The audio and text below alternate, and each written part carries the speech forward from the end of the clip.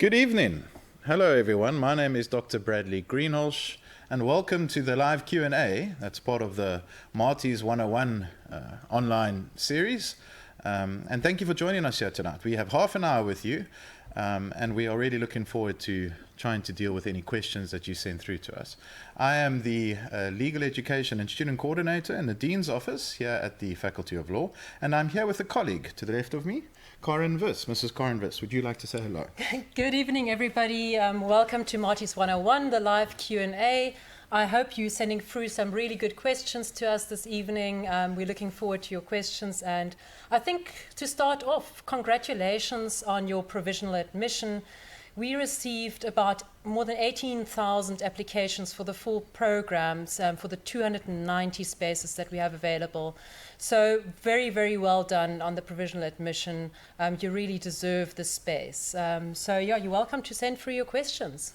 Yes, so I have the phone in front of me here, and I will try and remind myself every now and then how to use it properly. We've also got some very real props in the sense of textbooks that you will eventually be exposed to, depending on which particular modules you might end up taking during the course of your studies here.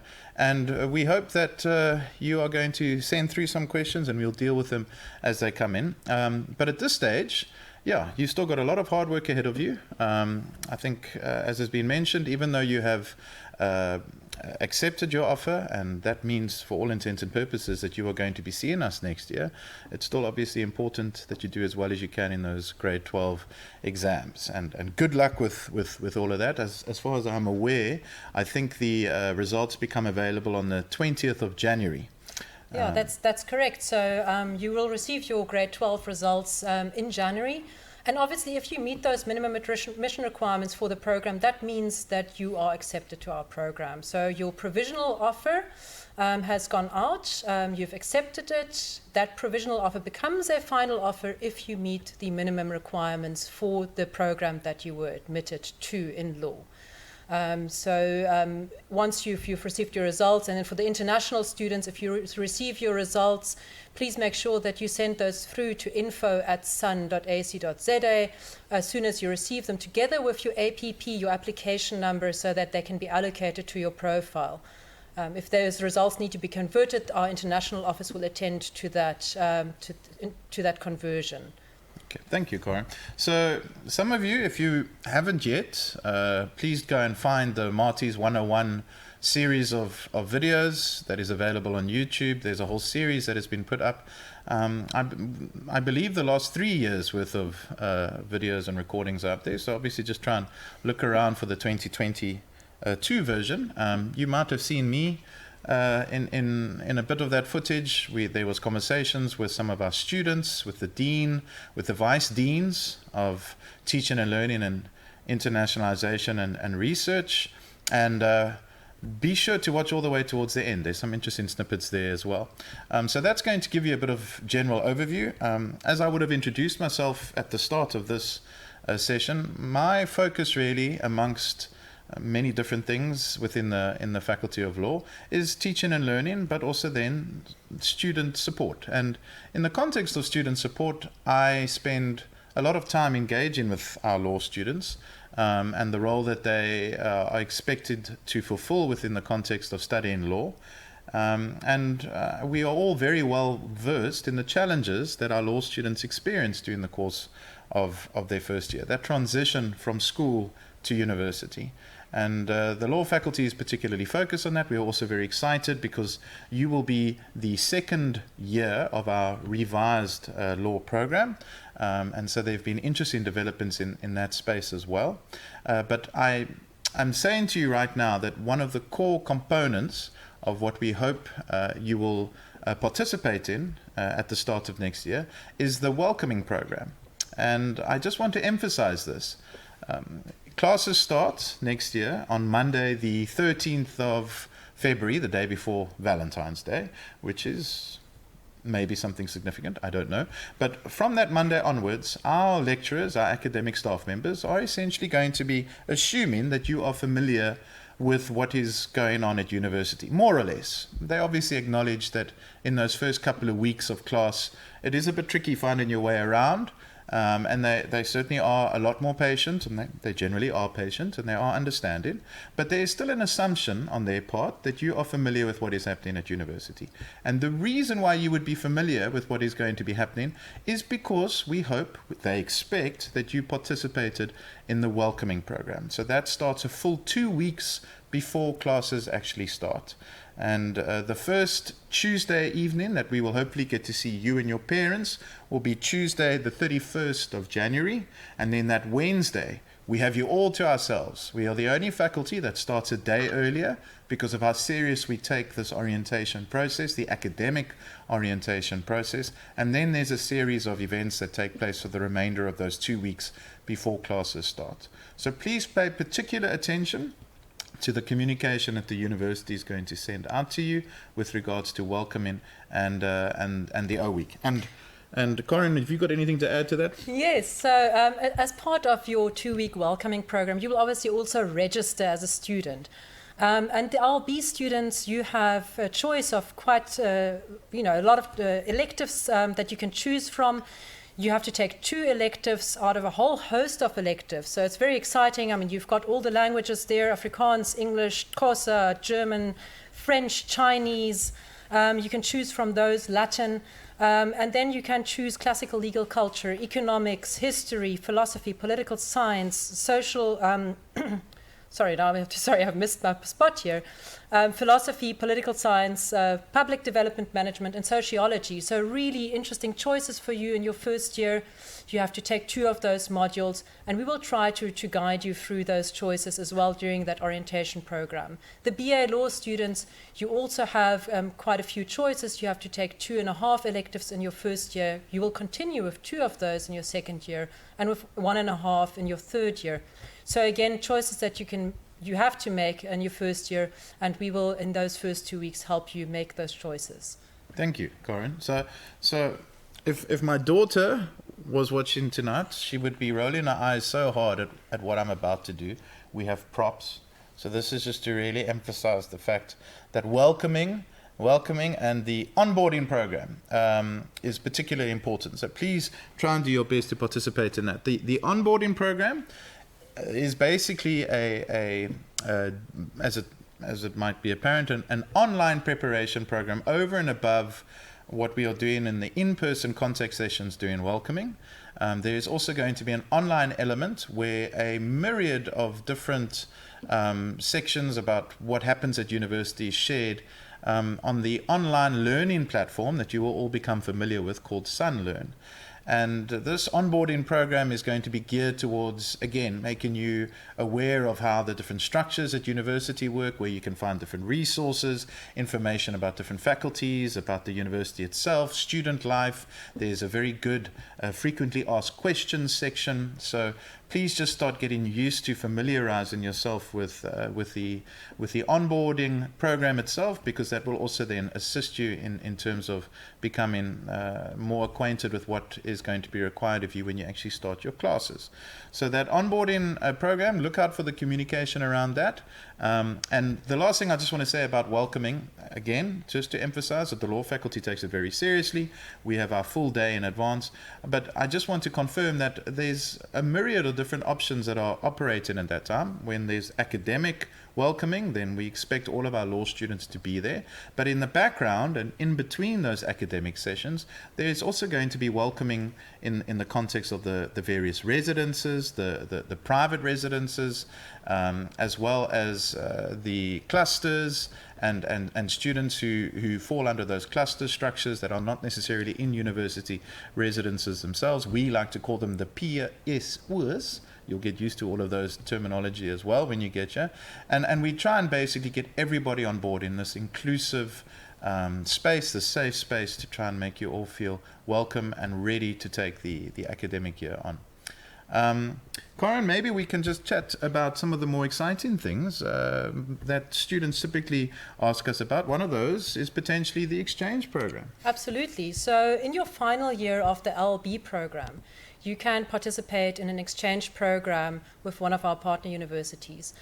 So that means that in your final semester, you will go abroad. We've got partners in Norway, Finland, Germany, the Netherlands, the UK, Switzerland, Kenya.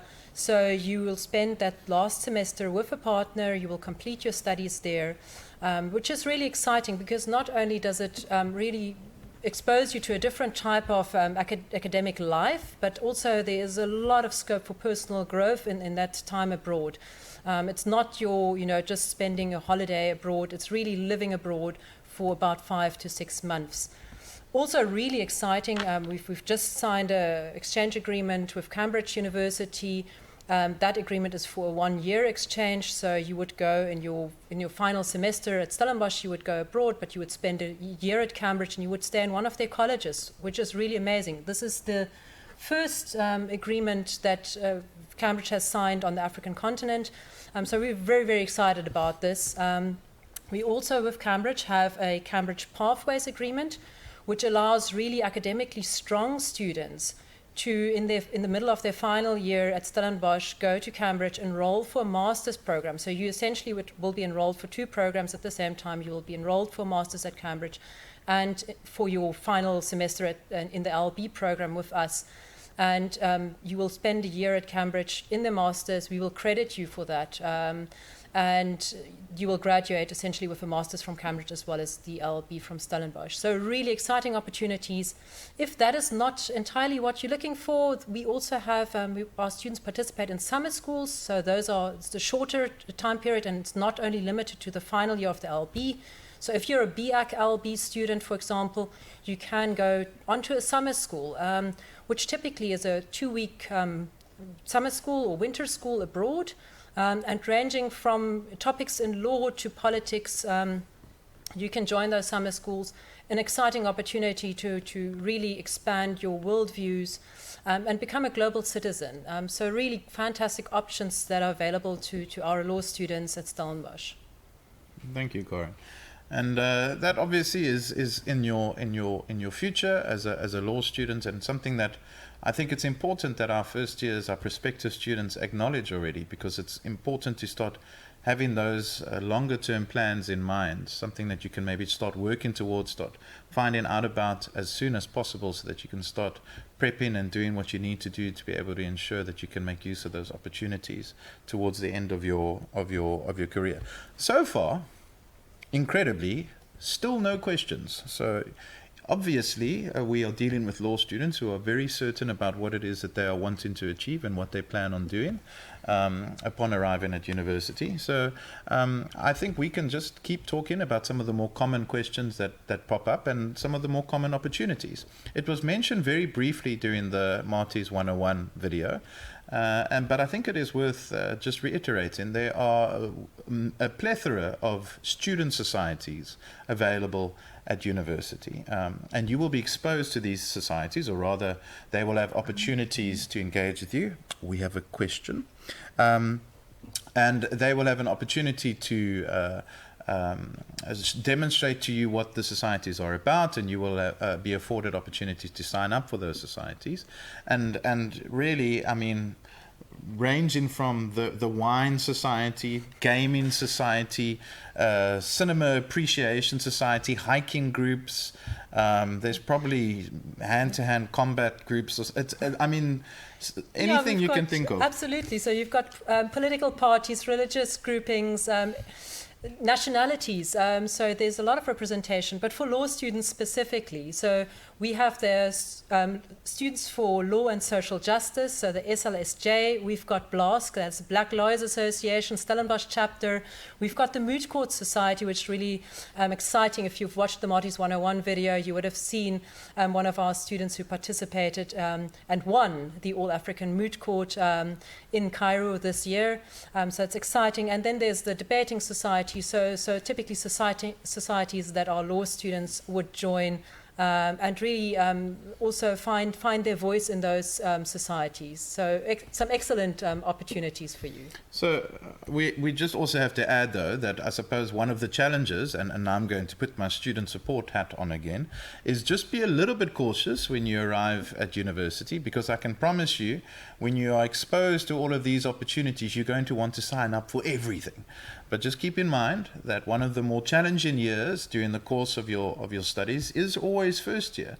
because there's just so much adjustment and change that is taking place in that given year.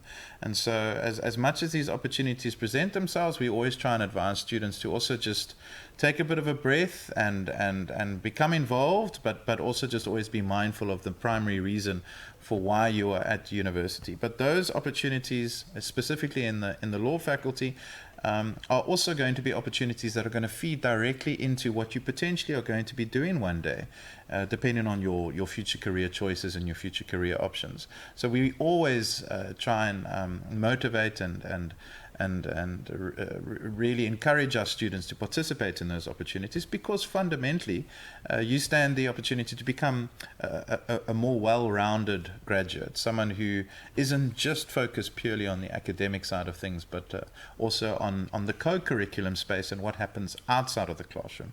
And on that point of the co-curriculum space, it is something that you will start hearing when you arrive here at university. There are various short courses and seminar series that are available at university that try to develop certain skills, expose our students to certain ideas, certain fundamental aspects, for instance, of society, leadership skills, sustainable development, to name but a few. And these in the co-curriculum space are opportunities for you also to participate in as a student at Stellenbosch University, and they are over and above what is ordinarily focused on in the ordinary classes, in your day-to-day academic activities. And increasingly, these co-curriculum opportunities are also being accredited, which means that when you sign up for these co-curriculum opportunities and you participate, for instance, in the Leadership in Law short course, which is offered through the Frederick von Slubbert Institute in conjunction with the law faculty, that will eventually make its way onto your academic transcript, which again is part of our increasing purpose and aims to develop well-rounded graduates. So plenty of opportunities when you arrive here, but as I said, just take it a little bit easy when you first get on the scene and start contemplating what is available. There in screen now, we have example of some of the textbooks that you are going to be potentially taking up during the course of your studies. The one right at the top is probably the most important document that we have as lawyers, but actually as citizens of South Africa. That is the Constitution of South Africa. And then the green one at the bottom here, even though it doesn't look particularly large, I can promise you that the print is quite fine. That is the Labour Relations Act in its entirety.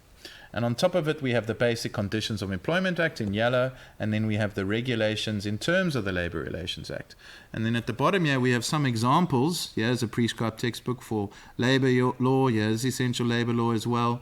And here's collective labour law, which is a subcomponent of individual labour law or labour law as a whole. And these are just some of the examples of the textbooks that you would potentially be meeting along your way as a student.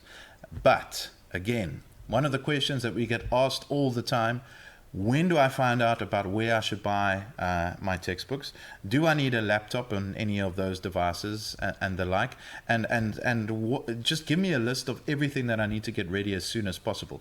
Karen, do you have some advice to share on the importance or lack thereof of getting everything immediately on day one or in advance? Yeah, absolutely, Bradley. So for us, I mean, you can buy your textbooks. You don't have to buy them before you get to class. So you can buy them or you don't have to buy them even in the first 2 weeks. If you want to, you will get obviously a list of textbooks from your lecturers in your first week of class.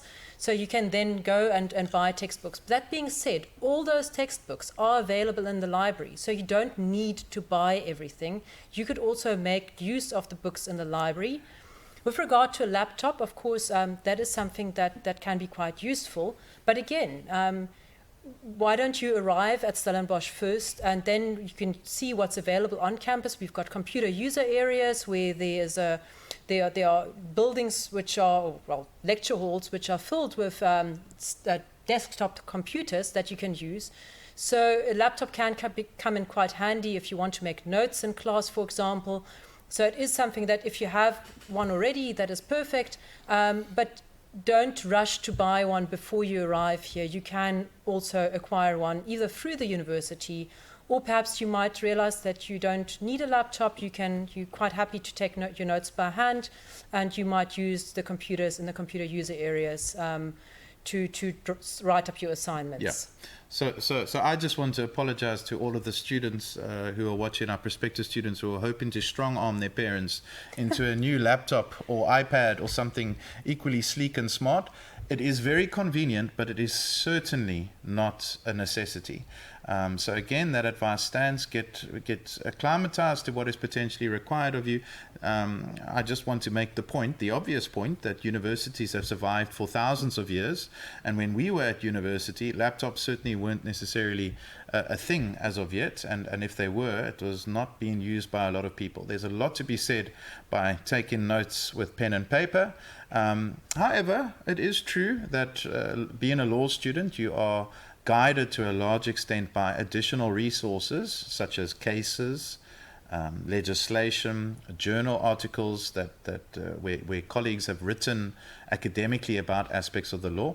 And many of those, whilst they are available in hardcover and in actual physical format in the library, are increasingly also available online. So there is certainly an element of convenience if you are able to access many of those resources from the comfort of your room, in your apartment, or in your residence, or at home if you drive in and out, or whatever the case is. But again, it's not essential. And the same goes for those textbooks.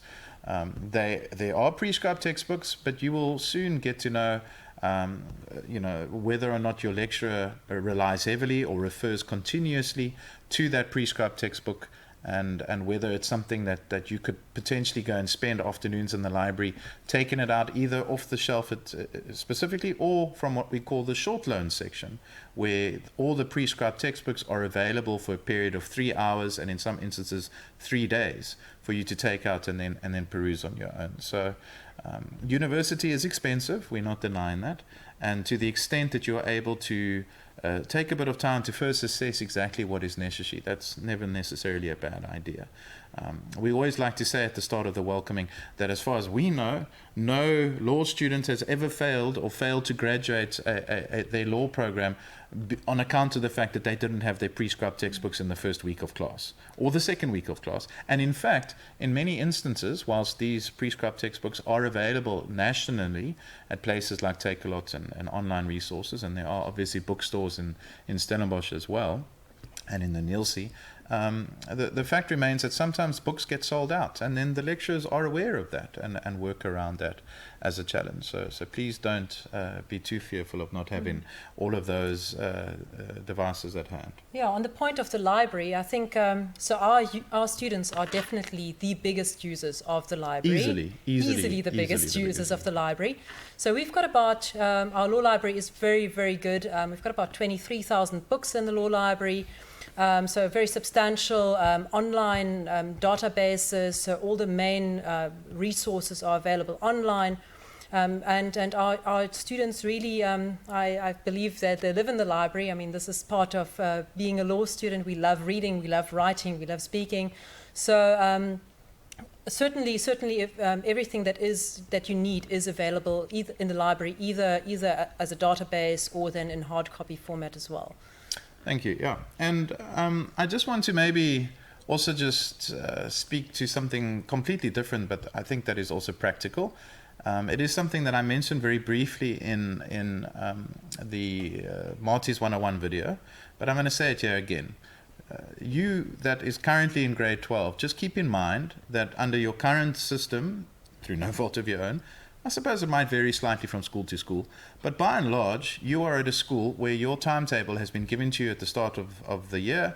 There's a bell that rings, and you are quite familiar with how the structure works, and you find your way around basically one building in most instances to your different classes, and you become very familiar with that timetable over a short period of time. At university, you will also become very familiar with your timetable over a short period of time, but what happens here, which is a bit different, is for the first year, and only for the first year, once you have registered, eventually, after all the registrations have been processed and put through the system, a template timetable is calculated and worked out for you based on the various lectures or modules that you are enrolled in. And it sometimes gets a little bit confusing because we have things, for instance, called lectures, which is the main class where your lecturer, the person in charge of that module, will be teaching. But sometimes there's something called tutorials, which are like small group classes that are not necessarily taught by the lecturer, but could be taught by a senior student. And typically those usually start a little bit later in the year. And then you might even have something called a seminar, which is something slightly different. And also, because of the size of classes at university, you sometimes have a situation where 4 groups are being taught on the same in the same module at the same time.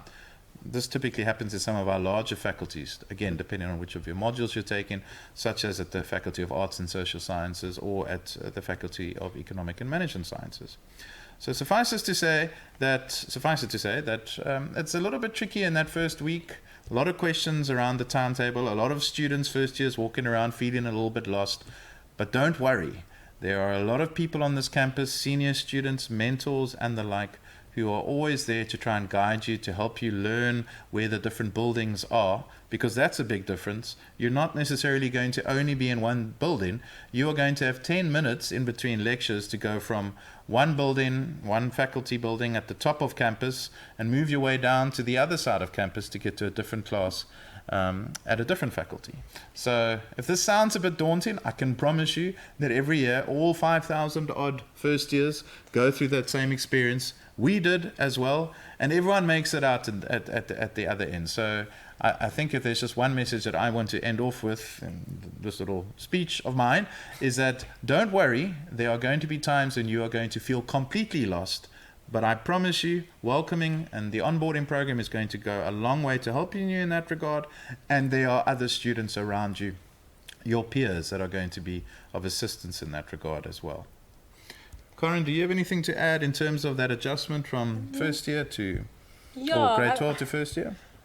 I don't really, there was a lot said in Marty's 101 already. Our students spoke quite a bit on what the adjustments are, and spoke about the independence that you have when you start university, the fact that you have to take care of yourself. So maybe it's not the difference, but what is important is balance. Bradley alluded to the fact that, there are all these opportunities around on campus. And it's not just opportunities. It might be your residence. It might be your PSO. There are lots of things that you can do. And then, of course, with your independence, there are choices. Suddenly, you are faced with, should I spend this evening working on my assignment, or should I, go explore Stellenbosch and surrounds with my friends? So I think that is probably the big adjustments. And balance is key. So of course you need to have a social life, but you need to be able to say, first and foremost, I am a student, and I need to. I've got certain responsibilities around being a student, and that is key. So that you find that right mix of having a social life, but also focusing on your studies, so that eventually you obviously pass your modules and can walk out with a good legal education at the end of your degree. And that's something that you will hear from me and from Mrs. Viss on multiple occasions during the course of the welcoming. And if you hear it from a different student, we said it first, university is voluntary, but there are consequences. And that's what you will start to appreciate in this transition into adulthood. Right, to all of our viewers, we have about a minute left to start wrapping up this Q&A session this evening. And I think we've really touched on a broad group of different topics in terms of what we think are some of the pertinent questions that get asked. I will also just make the point that at some a time in the not too distant future, you can expect to receive communication from the university suggesting that you sign up to that Telegram group. Remember that? I think I mentioned that at the start. I can't recall if I did. If I didn't, there will be a communication sent out with a recommendation that you join a Telegram group. That's that free app. It's like WhatsApp or something similar. Doesn't cost you anything. Sign up to that and you will be placed into a group with all the other first year or prospective law students.